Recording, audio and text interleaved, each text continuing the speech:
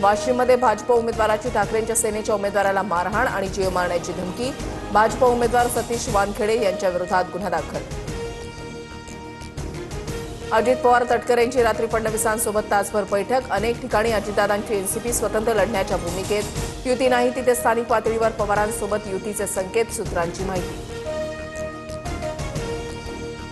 नागपुरात टँक टॉवरच्या अपघातामध्ये 6 कामगारांचा मृत्यू. राज्य सरकारकडून मृतांच्या वारसांना 5 लाखांची तर कंपनीकडून 30 लाखांची मदत. फडणवीसांची माहिती. ठाणे पालिकेमध्ये भाजपची शिवसेनेकडे 131 पैकी 48 जागांची मागणी. भाजपने मागितलेल्या जागांपैकी अनेक जागा सेनेच्या उमेदवारांच्या तर शिवसेनेकडूनही भाजपच्या सिटिंग नगरसेवकांच्या जागांची मागणी. ठाकरेंच्या बालेकिल्ल्यामध्ये भाजपची स्ट्रॅटेजी. लालबाग, परळ, दादरसह माहीम, भायखळा आणि वरळीमध्ये शिंदेची शिवसेना आणि भाजप समान जागा लढणार. दोन्ही पक्षांकडून ठाकरेंच्या बालेकिल्ल्यामध्ये वर्चस्व वाढवण्याचा प्रयत्न.